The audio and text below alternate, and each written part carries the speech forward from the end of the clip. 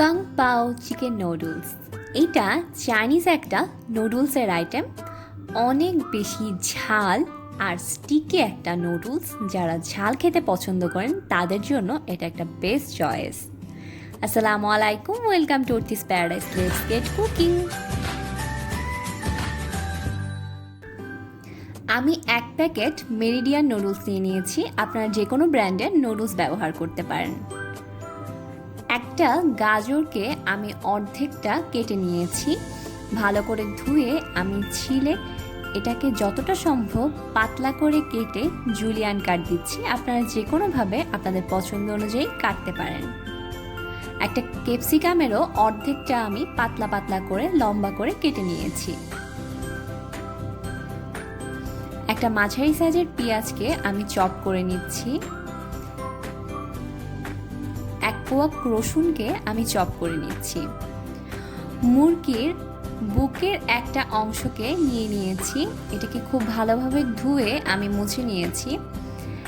এটার থেকে আমি হাড় থেকে মাংসটাকে আলাদা করে বাইট সাইজ করে কেটে নিব। আপনারা আপনাদের পছন্দ অনুযায়ী যে কোনো সাইজে চিকেনটা কাটতে পারেন।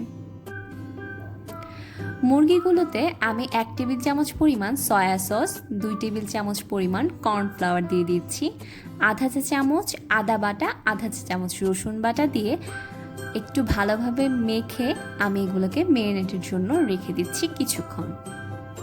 কাং পাও নুডলসের জন্য একটা সস বানিয়ে নিচ্ছি। এতে 3 টেবিল চামচ পরিমাণ টমেটো সসে 1 টেবিল চামচ কর্নফ্লাওয়ার, 1 টেবিল চামচ পরিমাণ ভিনেগার, 2 টেবিল চামচ পরিমাণ সয়া সস আর 1 টেবিল চামচ ওয়েস্টার সস দিয়ে দিচ্ছি।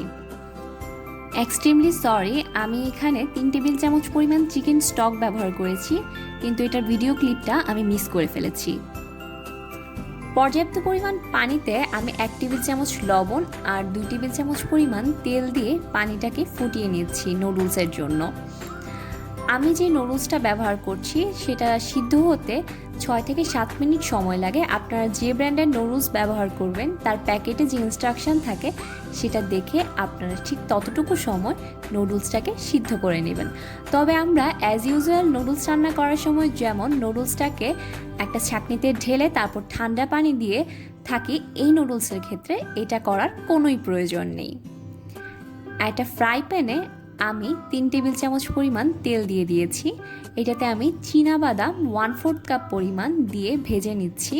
এগুলো ভাজা হয়ে গিয়েছে, এটাকে আমি তুলে সে একই তেলে চিকেনগুলো দিয়ে ভেজে নিব। একটু ধৈর্য সহকারে একটু সময় নিয়ে চিকেনগুলোকে ভাজতে হবে। হালকা গোল্ডেন কালার করে নিচ্ছি। চিকেনগুলো আমার ভাজা হয়ে গিয়েছে। এখন আমি রসুন আর পেঁয়াজ যে চপ করে রেখেছিলাম সেটা দিয়ে দিলাম তেলে। দিয়ে দিচ্ছি কিছু শুকনো মরিচ। আমি শুকনো মরিচগুলো চিকন করে কেটে দিচ্ছি। আপনারা আপনাদের পছন্দ অনুযায়ী স্বাদ অনুযায়ী শুকনো মরিচটা এখানে ব্যবহার করবেন। ভাজা হয়ে গিয়েছে, আমি এখন চিকেনগুলো দিয়ে কাং পাও নুডলসের জন্য যে সসটা বানিয়েছিলাম সেটা দিয়ে দিলাম গাজর আর ক্যাপসিকাম, বাদামগুলো সবগুলোকে এখন একটু নেড়ে চেড়ে মিশিয়ে নিব। সবগুলো মিশানো হয়ে গেলে আমি দিয়ে দিচ্ছি নুডলসটা। এখন আমরা পছন্দ অনুযায়ী চিলি ফ্লেক্স অ্যাড করবেন।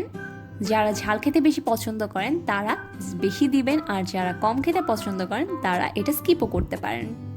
হয়ে গিয়েছে আমার কাং পাও চিকেন নুডলস।